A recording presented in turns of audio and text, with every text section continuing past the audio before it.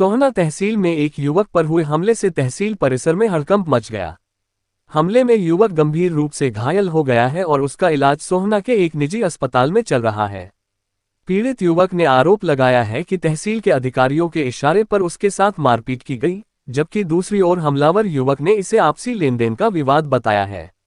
पीड़ित ने आरोप लगाया कि तहसीलदार ने जातिसूचक शब्द कहे, इशारे पर हमला करवाया। पीड़ित युवक नरेश, निवासी सोहना, ने बताया कि वह तहसील में एक रजिस्ट्री कराने गया था। तहसीलदार ने उसे यह कहकर मना कर दिया कि संबंधित भूमि प्रतिबंधित क्षेत्र में आती है। नरेश का कहना है कि इसी दौरान तहसीलदार ने उसके साथ अभद्र भाषा का प्रयोग किया और जातिसूचक शब्द भी कहे। इसके बाद जब वह बाहर निकला तो नगली निवासी संतु नामक युवक अपने साथियों के साथ आया और उस पर हमला कर दिया। इस दौरान पीड़ित के हाथ पांव टूट गए। वहीं दूसरी ओर आरोपी संत कुमार, निवासी नगली, ने बताया कि उसका नरेश के साथ पुराने पैसों का लेनदेन चल रहा था। तहसील में दोनों की मुलाकात हुई तो उसने नरेश से अपने पैसे मांगे। इस बात को लेकर दोनों में कहासुनी हो गई और विवाद बढ़ गया। संतु के अनुसार झगड़े के दौरान नरेश फिसलकर जमीन पर गिर गया, जिससे उसे चोटें आईं।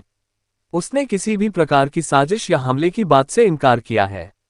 तहसीलदार शिखा गर्ग ने इस मामले में कहा कि नरेश नाम का युवक सुबह करीब 10 बजे प्रतिबंधित क्षेत्र की रजिस्ट्री कराने के लिए आया था, जिसे नियमों के अनुसार मना कर दिया गया।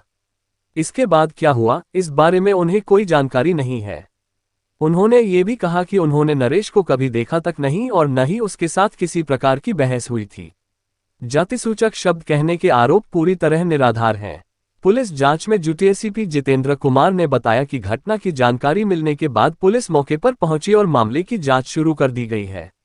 दोनों पक्षों के बयान दर्ज किए जा रहे हैं। पुलिस का कहना है कि जांच के आधार पर आगे की कार्रवाई की जाएगी।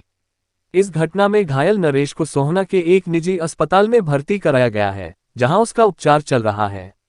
नजर हरियाणा तक के लिए संजय राघव की रिपोर्ट। उसके खिलाफ लगाई थी मैंने उस टाइम। क्या हुआ था कि भाई मेरी बहन है, मेरे से ऐसे मत कर, तो हमारा राजीनामा हो गया था। ठीक है जी, कल मैं गया था तहसील में मैडम से, मैंने मैडम अब तो आप 7A की रजिस्ट्री कर रही हो, एक ये देखना रजिस्ट्री हो जाएगी नहीं। मैडम ने मना कर दी। मैंने कोई बात नहीं, मैंने आपने 3-10 को की रजिस्ट्री करवाई है, अरे 366 गज की बना लाई, वो कैसे रजिस्ट्री कर दी आपने? वो कह रही जी सबूत ले आइए फिर बात करते हैं।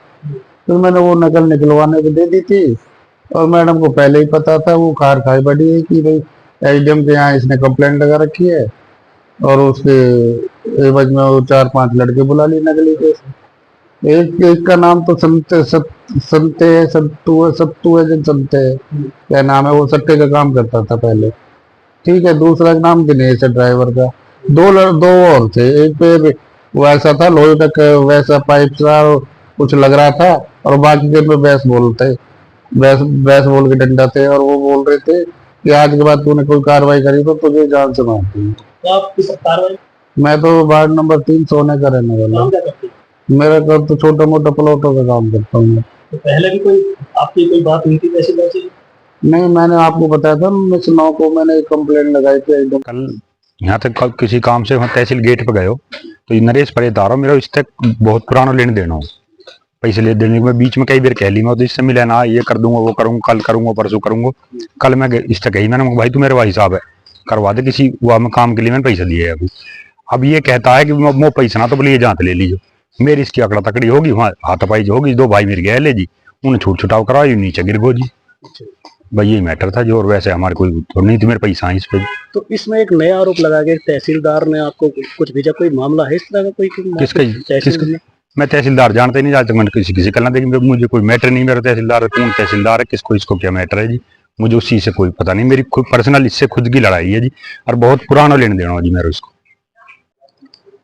जी 10-10:30 के आसपास ऑफिस आए थे। इन्होंने एक डॉक्यूमेंट दिखाया था जो 7A से रिलेटेड था, जो रजिस्ट्रेशन नहीं हो सकता, उसका टोकन भी नहीं कट सकता या उसकी मैनुअल परमिशन होती है, तो वो मैंने डिनाई कर दिया था। उसके बाद ये चले गए थे और उसके बाद मेरे संज्ञान में नहीं क्या हुआ क्या नहीं। अभी इन्होंने एक आरोप लगाया जाति सूचक शब्द का, क्या इस तरह का कोई झगड़ा हुआ था कोई ऑफिस के अंदर? मुझे पता ही नहीं है जी कौन सी कास्ट कौन से रिलीजन से ये बिलोंग करते हैं, तो कमेंट करने का किसी को कोई क्वेश्चन ही नहीं उठता। तो ये झगड़ा हुआ था, क्या उसके बोर्ड को संज्ञान में आया था आपको कुछ? नहीं जी, मेरे संज्ञान में नहीं है, कुछ भी नहीं है, बस ये मेरे ऑफिस से चले गए थे। उसके बाद क्या हुआ, तहसील से बाहर गए हैं, किससे इनकी मुलाकात हुई है, क्या हुआ, मेरे नॉलेज में कुछ नहीं है।